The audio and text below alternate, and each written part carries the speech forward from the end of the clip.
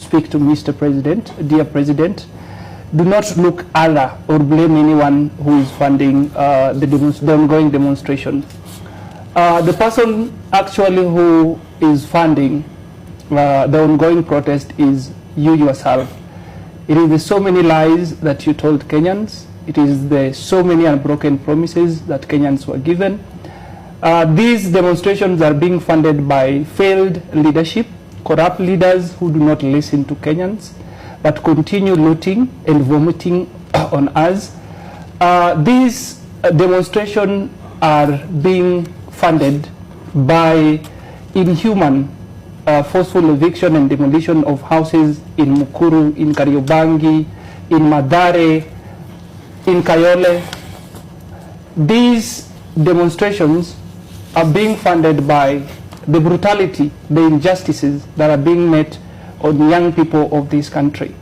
If you are not aware, it is a crime to be a young person in this country, because just by being a young person, chances of you being killed by police are high. We faced this today. I think Kenyans are wondering, we have seen situations, there's so many cases of enforced disappearance, there's so many cases of police brutality and killings. On each and every day, we handle cases of police abuse of power. So the reality is, Kenyans are angry. And the finance bill was just a trigger. The real issues, we have a lot of underlying issues, because to be sincere, if I can remember, if my memory serves me well, the president started promising us when he was still the deputy president in 2012, we will create more job opportunities for young people. We will build stadiums. You see all those things. We will change the lives of the people. And again, after 10 years, now he is the president. He went along and said how will be able to create job opportunities for young people. Maisha ya mama mboga, mtu ya bodaboda ataweza kubadilisha maisha yake, kuinua maisha yake kutoka chini. You see, bottom up approach. And the reality is, that is not the reality of what we are facing actually right now. We are living in a country where you cannot be able to speak. It is a crime to stand for what is right. It is a crime to agitate and advocate for your right. So today the criminals are being protected by the police. People who are denying us our future as young people are being protected by the police.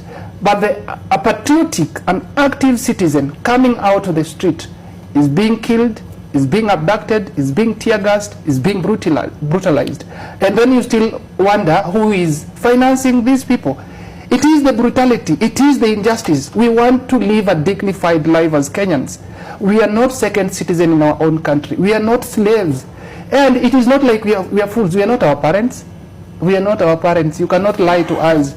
And it is our parents that you can be able to hoodwink. Year in, year out, ukuje mdanganye na leso. I'm not my mother. My mother took me to school. I'm educated, I'm informed. I've been on the street for the last 6 years. Just to let you know, we have been taking part in the Sabasaba demonstrations. We have been taking part in protesting. I can remember the last, to 2022 as we are heading to election, we were out on the street.